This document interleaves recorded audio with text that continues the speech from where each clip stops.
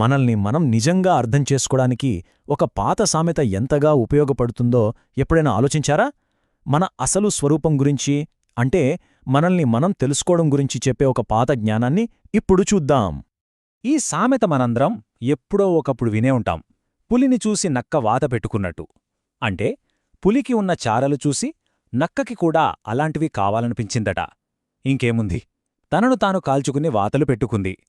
వినడానికి చిన్న సామెతలాగే ఉన్నా దీని వెనక చాలా పెద్ద అర్థమే ఉంది.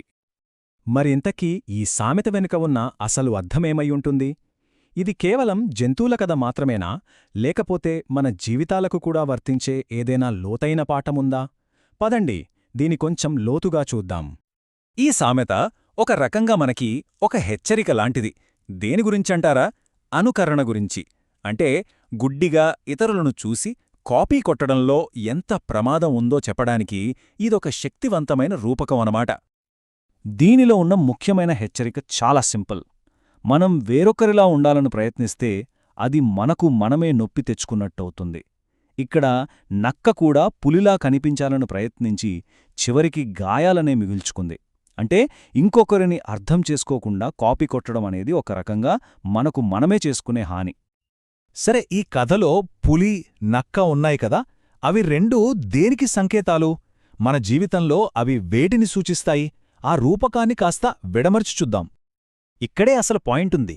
ఒకవైపు పులి, అది తన సహజమైన బలానికి, తన అసలైన గుర్తింపుకు ప్రతీక. దానికి తనెవరో, తన బలమేంటో తెలుసు. మరోవైపు నక్క, అది కేవలం అనుకరణకు, అరువు తెచ్చుకున్న గుర్తింపుకు నిదర్శనం. దాని దృష్టి ఎప్పుడూ తనమీద కాకుండా ఇతరుల మీదే ఉంటుంది. ఈ తేడానే ఈ సామెతకు ప్రాణంలాంటిది. అయితే ఇతరులను అనుకరించడమే సమస్య అయితే మరి దీనికి పరిష్కారమేంటి? పక్కవాళ్ల వైపు చూడకుండా మనదారిని మనమెలా కనుక్కోవాలి? ఈ పాత జ్ఞానం దీనికి కూడా ఒక దారి చూపిస్తుంది. ఇక్కడే మనకు అసలైన సమాధానం దొరుకుతుంది. బయట చూడటం ఆపేసి మన లోపలికి మనం చూసుకోవడానికి సహాయపడే ఒక 3 దశల ప్రక్రియ ఇది. ఇది మనల్ని మనం తెలుసుకోవడానికి సరైన మార్గమన్నమాట. ఆ కీలకమైన 3 ప్రశ్నలివే. మనల్ని మనం తెలుసుకోవడానికి ఇవి 3 స్తంభాల లాంటివి. మొదటిది, అసలు మనమెవరం? రెండవది, మనకేం కావాలి? ఇక మూడవది, మనకు ఏది మంచిది? ఈ మూడింటికి సమాధానం దొరికితే చాలు. ఈ 3 ప్రశ్నలు మన ఫోకస్ని మొత్తం మార్చేస్తాయి. బయటివాళ్లతో పోల్చుకోవడం మానేసి మన లోపల మన గురించి ఒక స్పష్టత తెచ్చుకోవడానికి ఇవి సహాయపడతాయి. నక్క చేసింది ఇదే తప్పు కదా, తాను చూసుకోకుండా పులివైపు చూసింది.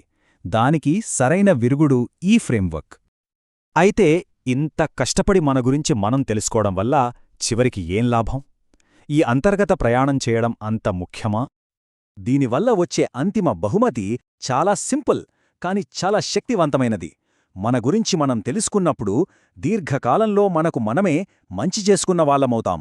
ఇది తాత్కాలికంగా వచ్చే విజయం కాదు, జీవితాంతం నిలిచిపోయే శ్రేయస్సు. అందుకే ఈ జ్ఞానం చివర్లో ఏం చెబుతుందంటే, మనం ఈ విధంగా నేర్చుకోగలిగితే దీర్ఘకాలంలో మనకు మనమే మేలు చేసుకుంటాం.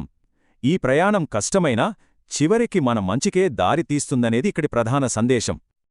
ఇప్పుడొకసారి ఆలోచిద్దాం.